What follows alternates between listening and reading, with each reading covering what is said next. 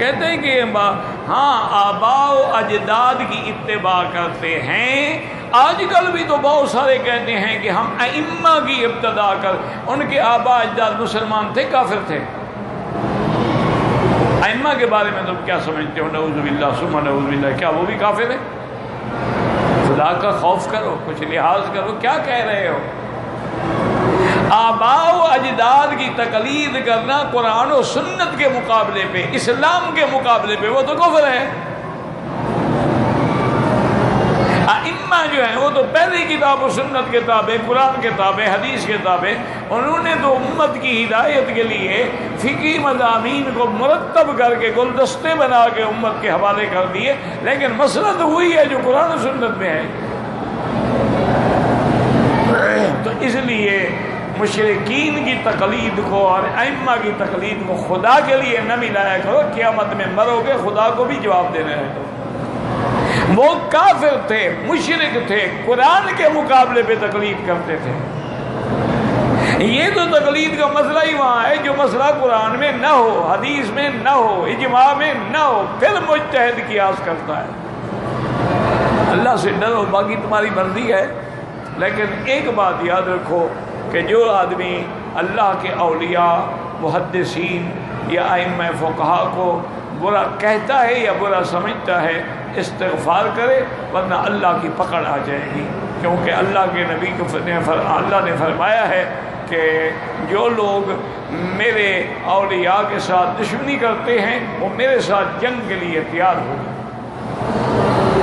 واللہ اعلم. فرض نماز کی اگر آپ امام کے پیچھے ہیں، چاہے تیسری رکعت ہو یا چوتھی ہو یا پہلی ہو، تو حنفی مسلک میں مقتدی کو خاموش رہنا ہے، کچھ نہیں پڑھنا.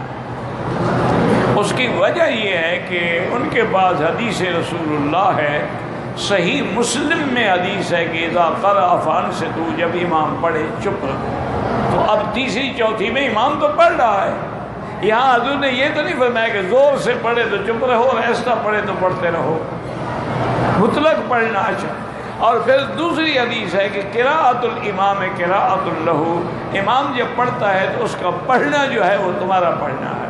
تو جب اس کی قراءت ہماری قراءت ہے تو حنفی مسلک میں ظہر ہو، عصر ہو، تیسری رکعت ہو، چوتھی رکعت ہو، امام کے پیچھے فاتحہ نہیں پڑھنی.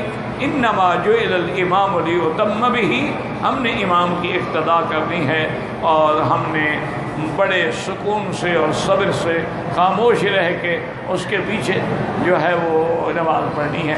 باقی امام شافعی رحمۃ اللہ علیہ فرماتے ہیں کہ اس کو فاتحہ پڑھنی چاہیے. امام احمد ابن حنبل رحمۃ اللہ علیہ فرماتے ہیں کہ جو نمازیں جہری ہیں، جیسے فجر ہے، مغرب ہے، عشاء ہے، جس میں امام زور سے قرآن پڑھتا ہے، اس میں تو فاتحہ نہ پڑھو. لیکن اگر سری نماز ہے تو اس میں پڑھ سکتے ہیں. لیکن وہ بھی یہ لکھتے ہیں کہ اگر تمہیں امام کی قرأت سنائے، یستحب، یہ مستحب ہے کہ پڑھ لیں.